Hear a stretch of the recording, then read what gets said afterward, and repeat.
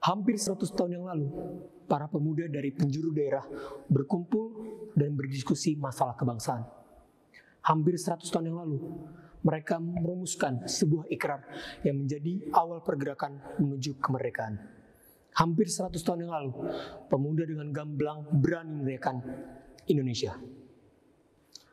Lihatlah, para pemuda sejak dahulu selalu menjadi pionir dalam pergerakan kemajuan bangsa Indonesia.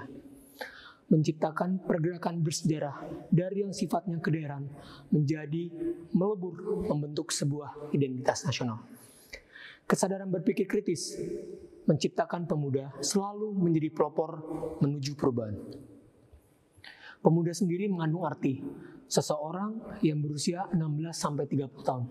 Namun menurut saya, pemuda bukan hanya mereka yang sebatas secara biologis berusia muda. Namun mereka adalah yang bergerak secara aktif demi kemajuan bangsa ini. Mereka adalah fase kehidupan yang hadir untuk melakukan perubahan di Indonesia. Namun tentunya kita tidak bisa menutupi kenyataan di mana pemuda saat ini kerap diliputi permasalahan seperti perilaku destruktif dengan semakin kaburnya pedoman moral. Tak hanya itu, munculnya sifat individualisme dan hedonisme akibat negara tanpa batas yang tidak dapat dibendung oleh arus globalisasi. Mengubah peran pemuda menjadi pangsa pasar, bukan mereka sebagai pelaku utama pasar. Namun, kita tidak akan pernah pesimis terhadap keadaan. Kita harus mampu menghadapi tantangan ini. Karena pemuda akan selalu menjadi epicentrum inovasi di Indonesia. Berkat rasa ingin tahu dan kreativitas yang tinggi akan menjadi pintu pembuka karsa inovasi. Dan semangat tersebut harus terus diserukan. Pembaharuan dituntut hadir dalam proses pergerakan menuju kedaulatan bangsa. Dalam hal ini, memanggil kehadiran kita dalam mengisi peran pemuda sebagai agen perubahan bangsa. Passion menjadi daya tarik utama dalam berinovasi.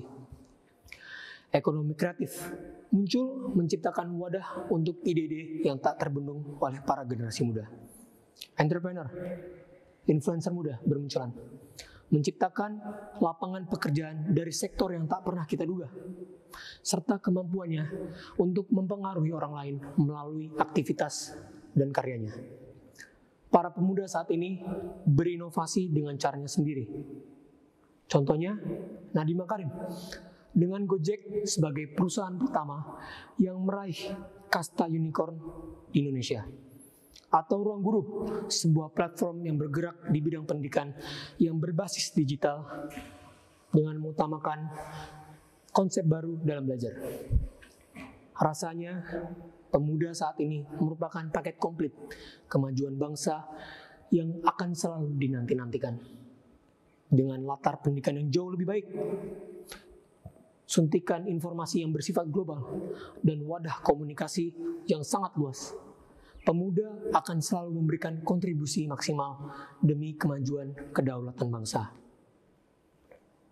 Mari para pemuda, yang kita bisa lakukan hari ini adalah selalu belajar, berpikir kritis dan terbuka, serta menjaga toleransi antar sesama.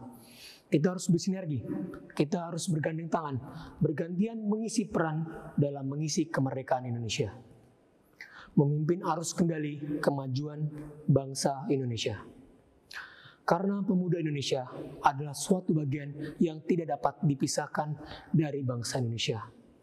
Ia adalah juru bicara para rakyat yang akan memberikan warna kepada masa yang akan datang.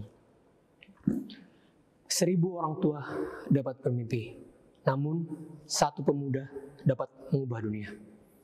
Saya Wisaka Pandutama dan saya pemuda Indonesia.